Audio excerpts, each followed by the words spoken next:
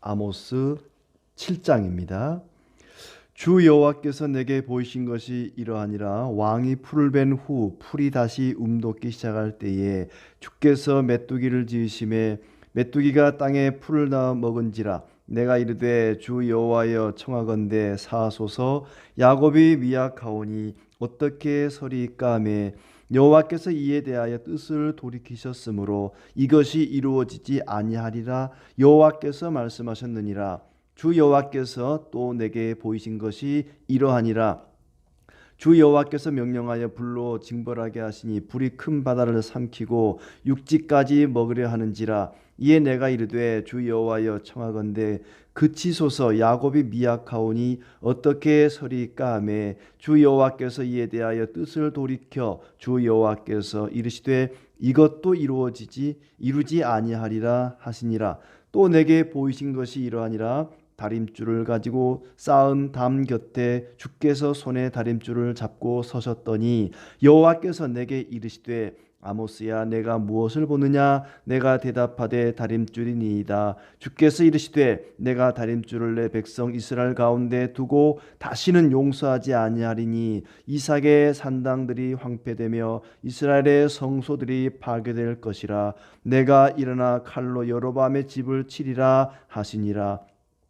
때에 베델의 제사장 아마샤가 이스라엘의 왕 여로보암에게 보내어 이르되 이스라엘 족속 중에 아모스가 왕을 모반하나니 그 모든 말을 이 땅이 견딜 수 없나이다. 아모스가 말하기를 여로보암은 칼에 죽겠고 이스라엘은 반드시 사로잡혀 그 땅에서 떠나겠다 하나이다. 아마샤가 또 아모스에게 이르되 선견자야 너는 유다 땅으로 도망하여 가서 거기에서나 떡을 먹으며 거기에서나 예언하고 다시는 베델에서 예언하지 말라. 이는 왕의 성소요 나라의 궁궐임이니라. 아모스가 아마샤에게 대답하여 이르되 나는 선지자가 아니며 선지자의 아들도 아니라 나는 목자요 뽕나무를 재배하는 자로서 양떼를 따를 때에 여호와께서 나를 데려다가 여호와께서 내게 이르시기를 가서 내 백성 이스라엘에게 예언하라 하셨나니 이제 너는 여호와의 말씀을 들을지니라. 네가 이르기를 이스라엘에 대하여 예언하지 말며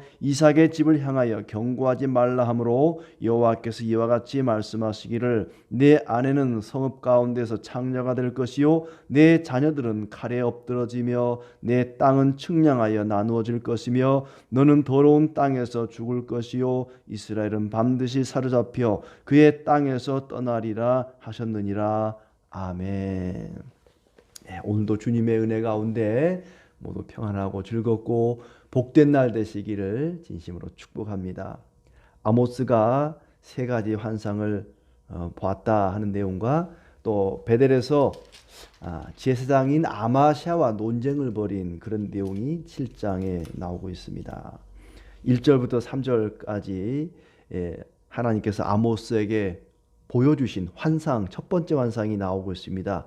메뚜기 재앙이라고 하는 것인데 한번 보죠. 1절부터 3절까지 또 4절부터 6절까지 7절부터 9절까지 이렇게 세 가지 환상을 보여주고 있습니다. 8장 가면은 또 네 번째 환상이 나오긴 하는데요. 환상에 대해서 먼저 한번 보도록 하겠습니다. 첫 번째 환상인 메뚜기 재앙입니다. 하나님께서 이제 아모스에게 환상을 보여주셨습니다. 1절에 보시면 주 여호와께서 내게 보이신 것이 이러하니라. 1절, 4절, 7절에 똑같이 나오죠. 내게 보이신 것이 이러하니라. 내게 보이신 것이 이러하니라. 하나님께서 아모스에게 뭔가를 보여주셨습니다. 환상을 보여주신 거예요. 그 첫 번째가 메뚜기 재앙이라는 거죠. 메뚜기 재앙을 준비합니다. 메뚜기가 땅의 풀을 다 먹은지라. 주께서 메뚜기를 통해서 땅의 풀을 다 먹게 하셨다. 그러면서 주 여호와여 청하건대 사하소서. 야곱이 미약하오니 어떻게 서리이까.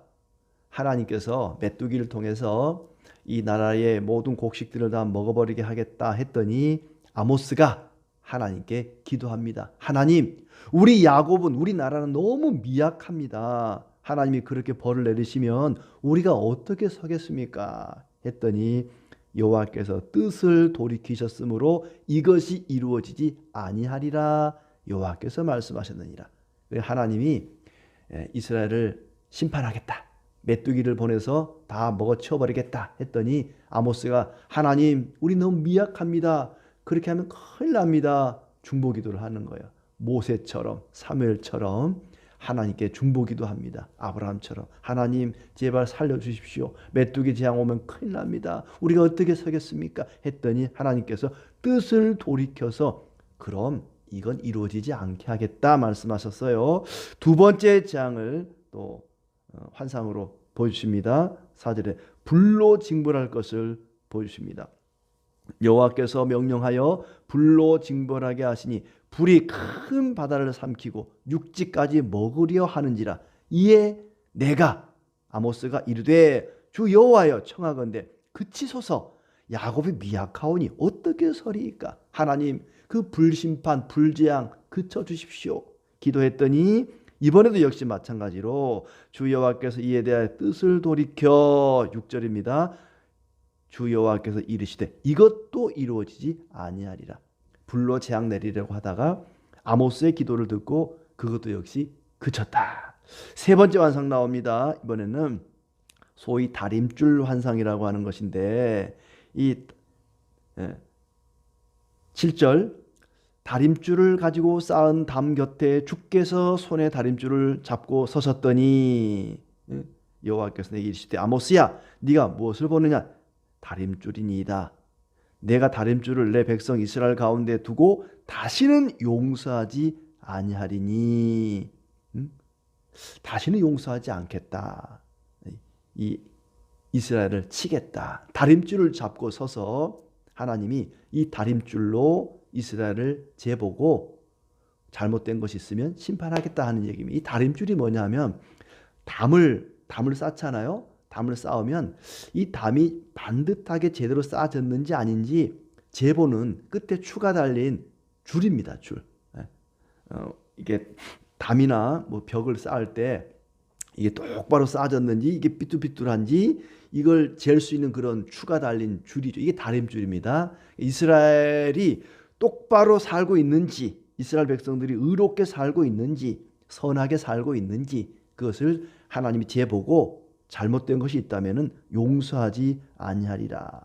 산당을 황폐하게 하며 성소들이 파괴될 것이다. 칼로 치리라. 백성들이 말씀을 따르는지 아닌지 하나님이 재보고 그렇지 않을 경우에 심판하겠다. 그런데 앞에 두 가지 환상은 아모스가 중보기도해서 하나님이 용서를 해주십니다. 뜻을 돌이키셨어요. 근데 이번 세 번째 다림줄 심판에는 기도가 없습니다. 아모스의 중보기도가 나오질 않아요. 아마 아모스도 더 이상 내가 봐도 이 백성들을 용서할 수 없습니다. 하나님 뜻대로 하십시오. 막 그러지 않았을까 싶어요. 그 다음에 10절부터는 이제 베델에 있는 제사장 아마샤라고 하는 제사장과 이 아모스가 논쟁하는 장면이 나오고 있습니다. 아모스를 모함했던 사건이죠. 아마샤가 왕께 아모스 때문에 아주 죽겠다고 하소연을 합니다. 폐하, 이 아모스라고 하는 이놈이 아주 별별 소리를 다 하고 이 나라가 망한다 그러고 왕이 죽는다 그러고 아주 죽겠습니다. 11절에 보니까 폐하, 아모스가 말하기를 여로보암 왕은 칼에 죽겠고 이스라엘은 반드시 사로잡혀 그 땅에서 떠나겠다 합니다. 거짓말이죠. 아모스는 여로보암 왕을 특정해서 왕이 죽습니다 이런 예언을 하지 않았어요. 나라가 망한다 그랬지 왕이 죽는다 소리 안 했거든요. 근데 아마샤가 아모스를 모함해서 왕에게 갖다 일러 바치는 겁니다. 자, 그리고는 이제 유다 땅에 아마샤가 12절에 보면 너는 유다 땅으로 도망하여 거기서 떡을 먹으며 거기서 예언해라. 너는 어떻게 남쪽 유다 사람이 북쪽에 와가지고 이스라엘 와가지고 이래라 저래라 예언을 하느냐. 너는 남쪽 유다 땅에 나가서 예언이나 해라. 베델에서 하지 말고 다시는 베델에서 예언하지 말라. 이는 왕의 성소요 나라의 궁궐이다. 어찌 북쪽 이스라엘에 와서 예언을 하느냐. 너는 남쪽 사람이니까 남쪽 유다에 가서 예언해라. 응? 왜 남의 나라에 와서 나느냐? 떡을 먹으며 이런 표현이 나와요. 떡을 거기에서나 떡을 먹으며 이 말은 네가 먹고 살려고 이 짓거리 하고 있구나. 네가 지금 선지자랍시고 하나님 말씀 전하는데 그쪽 남쪽 유다에 가서나 먹고 살려고 떡이나 먹으려고 선지자 노릇하지 굳이 베델에 와서 이런 소리를 하느냐? 시끄럽다. 빨리 남쪽으로 가라. 베델은 큰 도성인데 어찌 쪼무레기 같은 너 같은 놈이 와가지고 설치고 다니느냐? 돈을 바라고 그러는 것 같은데 돈을 바란다면 남쪽 유다에 가서 그 짓이나 해라. 그렇게 모함을 하고 아주 비방을 했던 거죠. 거기에 대해서 아모스가 반박을 합니다. 14절에 아모스가 아마사에게 대답하여 이르되 나는 선지자가 아니다. 선지자의 아들도 아니다. 나는 목자고 양치는 목자고 뽕나무 재배하는 농부다. 내 직업은 원래 따로 있어. 나는 선지자 아니야. 내가 먹고 살려고 돈벌이 하려고 이러는 거 아니다.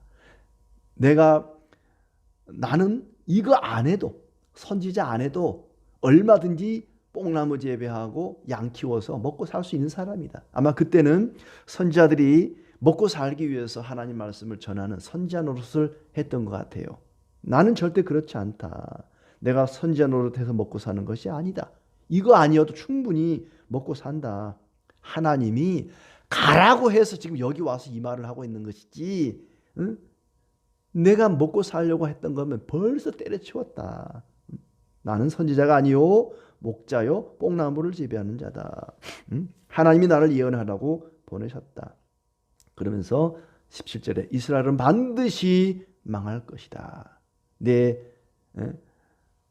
여호와께서 말씀하시기를 내 아내는 창녀가 될 것이고 자녀들은 칼에 엎드러질 것이고 땅은 나눠질 것이고 더러운 땅에서 죽을 것이다. 이 나라가 망할 것이라고 예언합니다. 하나님의 말씀을 회방하는 자가 받을 벌을 이야기하고 있는 것이죠. 왜 아모스는 세 번째 환상을 보여줬을 때 더 이상 기도하지 않았을까? 아마 더 이상 이 백성은 심판을 피할 수 없다. 이렇게 내가 경고해도 돌이키지 않으니 더 이상 이 백성들은 하나님의 진노를 피할 길이 없구나.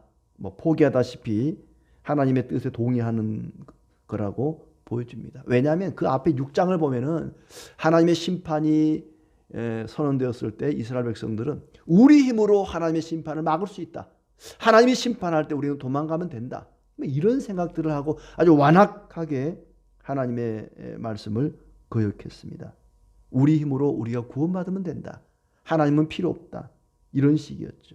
하나님의 심판을 두려워하지 않았습니다. 오히려 선지자 입을 틀어 막으려고 백성들이 그렇게 아마사처럼 아모스를 비방하고 모함했었습니다. 하나님께서 그들을 심판한다고 말씀하실 때 더 이상 한계를 넘어섰다고 판단했던 것 같아요. 그럼에도 불구하고 하나님은 앞에 그 두 가지 환상을 보고 아모스가 기도할 때 그 중보기도, 흔히 도고라고 하는 그 중보기도에 하나님이 응답하셔서 뜻을 돌이키셨다. 하나님이 메뚜기를 통해서 불을 통해서 이스라엘을 심판하려고 할 때에 아모스가 기도합니다. 하나님, 우리는 너무 약합니다. 그렇게 하시면 우리 어떻게 살겠습니까? 그래, 내가 뜻을 돌이켜 주마. 그렇게 비록 시골 촌뜨기 농부요 또 목자였던 아모스지만 그의 기도에, 한 사람의 기도에 하나님은 은혜를 베푸셨습니다. 중보 기도의 위력입니다. 한 사람 아모스의 기도를 통해서 하나님이 두 번은 용서를 해줬단 말이에요. 물론 세 번째는 더 이상 중보 기도하지 않았습니다만은 적어도 두 번은 아모스의 중보 기도로 하나님이 뜻을 돌이키셨다. 우리가 기도해야 할 이유가 거기 있습니다. 우리가 왜 다른 사람을 위해서 중보 기도, 도고 기도를 해야 하겠습니까? 하나님은 이렇게 단 한 사람, 보잘것없는 농부요 목자인 아모스의 기도를 들으시고 두 번씩이나 그분의 뜻을 돌이키셨다는 것입니다. 우리는 하나님의 뜻을 다 알 수가 없습니다. 하나님이 어떤 결정을 하시는지 우리는 그 하나님의 결정에 간섭할 수도 없고 그 하나님의 뜻을 방해할 수도 없고 그 뜻을 거역할 수도 없습니다만, 그러나 오히려 하나님의 결정과 뜻을 알 수 없기 때문에 우리는 더 기도해야 합니다. 하나님은 모든 것을 하나님의 뜻대로, 하나님의 계획대로 이끌어 가실 것입니다. 하지만 우리는 기도해야 합니다. 하나님의 뜻을 알 수 없기 때문에 더더욱 기도해야 합니다. 우리가 하나님을 좌지우지할 수는 없습니다. 하나님 이렇게 하세요, 저렇게 하세요. 그래? 내가 그렇게 할게. 저렇게 할게. 우리가 기도한다고 하나님이 막 그렇게 계획을 틀거나 바꾸지는 않을 것입니다. 그럼에도 불구하고 우리는 하나님의 은혜와 긍휼을 구해야 합니다. 우리가 기도할 때 그 기도를 통해서 하나님은 하나님의 뜻을 이루어 가십니다. 때로는 하나님의 그 마음을 돌이켜서 진노를 부으시려다가 은혜를 베풀고 긍휼과 자비를 베풀기도 하십니다. 이렇게 우리의 기도를 통해서 하나님의 영광스러운 사역에 동참하는 하나님의 동역자들이 다 되시기를 진심으로 축복합니다.